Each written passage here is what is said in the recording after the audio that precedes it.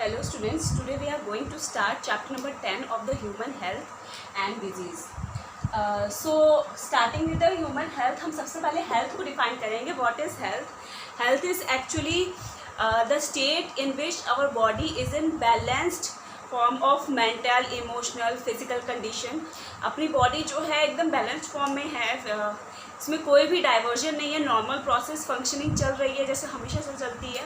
तो अगर बॉडी जो है वो नॉर्मल फंक्शन कर रही है अगर हम मेंटल लेवल पे बात करें तब भी या फिजिकल लेवल पे बात करें तब भी, तो हम उसको बोल सकते हैं कि वी आर हेल्दी. बट अगर इसी नॉर्मल फंक्शन में कोई भी डाइवर्जन हो रहा है या कोई भी चेंजेस हो रहा है which is not good for our body, so that in that condition it is called as the human disease या ह्यूमन डिजीज़ के हम बात करते हैं. Okay, so now this human diseases is of two types. One is communicable disease and another is non-communicable disease. Communicable disease क्या होती है? ऐसी डिजीज़ जो कि वन पर्सन से दूसरे पर्सन तक ट्रांसफ़र हो जाए तो हम उसको कम्युनिकेबल डिजीज़ बोलते हैं. इसी को हम इन्फेक्शियस डिजीज़ बोलते हैं.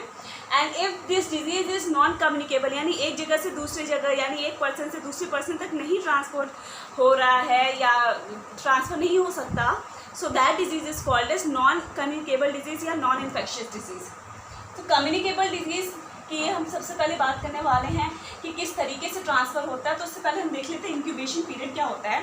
तो गाइस देखो, व्हेनेवर एनी ऑर्गेनिज्म या कोई भी बैक्टीरिया या फंगस अपनी बॉडी में जब एंटर करता है तो सिम्टम्स शो होने से पहले वो कुछ टाइम तक अपनी बॉडी में रहता है. मतलब ऐसा नहीं होगा कि वो आया बॉडी में तुरंत ही रिएक्शन करना स्टार्ट कर दिया, यानी या तुरंत ही सिम्टम शो करना स्टार्ट कर दिया. पहले ये बॉडी में कुछ टाइम तक रहता है, उसके बाद कुछ चेंजेस दिखते हैं और ऐसे टाइम पीरियड तक जब तक वो चेंजेस नहीं दिख रहा है, that period is called as incubation period. अब हम मोड ऑफ ट्रांसमिशन की अगर बात करें तो देयर आर टू मोड्स किस तरीके से ट्रांसफर होता है. One is direct transmission and another is indirect transmission. तो डायरेक्ट ट्रांसमिशन किस तरीके से होता है? Direct contact with an infected person. अगर हम इन्फेक्टेड पर्सन को टच कर रहे हैं या कुछ कॉन्टैक्ट हो रहा है हमारा इन्फेक्टेड पर्सन से डायरेक्टली, तो इस तरीके से भी कम्युनिकेबल डिजीज ट्रांसफर हो सकती है. और एग्जांपल इसका है chicken pox, small pox, measles, ringworm. Droplet infection की बात करें तो अगर किसी को छींक आ गई, कोल्ड आ गया, इस कंडीशन में अगर कोई भी बॉडी से ड्रॉपलेट जो है वो दूसरे ऑर्गेनिजम्स पे ट्रांसफ़र हो रहा है तो वो भी it is also mode of transmission. Injuries के थ्रू कई बार तुम लोग देखते होगे कि हमें कभी ग्लास से कट लग जाता है तो हमें तुरंत टिटनेस का इंजेक्शन लगा दिया जाता है. वो क्यों होता है? क्योंकि बाउंड से, अगर चोट से भी जो डिजीजेस है वो उनका इन्फेक्शन फैल सकता है. और टिटनेस तो बहुत ही कॉमन एग्जाम्पल है. इंजरीज वो तो हो गया इंजरीज से. एनिमल बाइट से, रेबीज जो है वो एनिमल बाइट से यानी डॉग्स के बाइट से फैलता है mainly.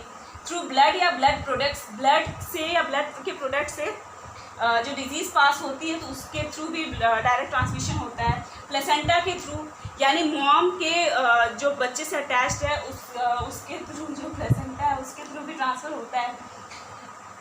Next is indirect transmission. अगर यानी डायरेक्टली कांटेक्ट नहीं हो रहा तो किस तरीके से होगा? तो इनडायरेक्ट ट्रांसमिशन में मेनली वेक्टर्स यूज़ होता है. यानी अगर किसी फ्लाइज के थ्रू या मॉस्किटो के थ्रू अगर कोई डिजीज़ ट्रांसफ़र हो रही है so it is occurring under the mode of indirect transmission. Indirect transmission के अंदर अब उसका हम देख लेते हैं डिजीजेस कॉज बाय बैक्टीरिया. अब हम बैक्टीरिया का देखने वाले हैं. तो first is typhoid. Typhoid is called by Salmonella typhi. ये सैल्मोनेला टाइफाई से कॉज होता है. ये बहुत ही इंपॉर्टेंट है, तुम लोग इसको याद कर लेना. It lives in the human faeces. Human faeces में ये रहता है और ये इंटेस्टाइन को इन्फेक्ट करता है, इसलिए हम उसे बोलते हैं कि एंटेरिक फीवर. एंटेरिक यानी इंटेस्टाइन की वजह से जो फीवर हो रहा है दैट इज़ एंटेरिक फीवर. और जो फीवर है ये 1 to 8 वीक्स तक रहता है. इसको टेस्ट करने के लिए वायरल टेस्ट यूज़ किया जाता है.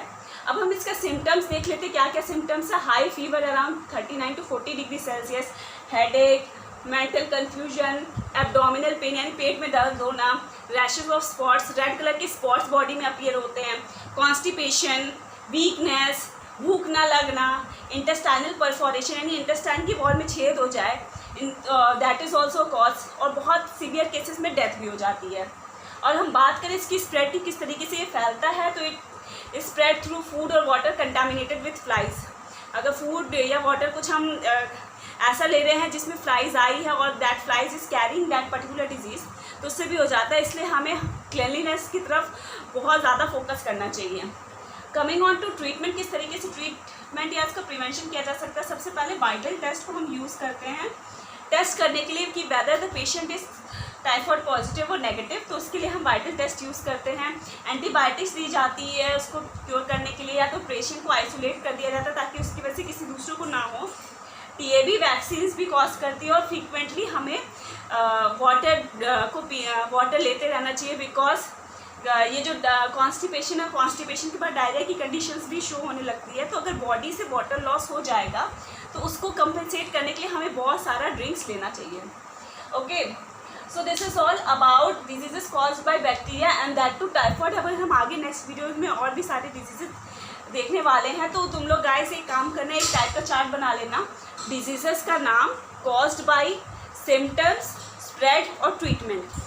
गाइस ये बहुत ही ज़्यादा इंपॉर्टेंट है, टेबल बना करके बहुत ही ईजिली हम लोग लर्न कर सकते हैं, वरना बहुत कन्फ्यूजन हो जाता है।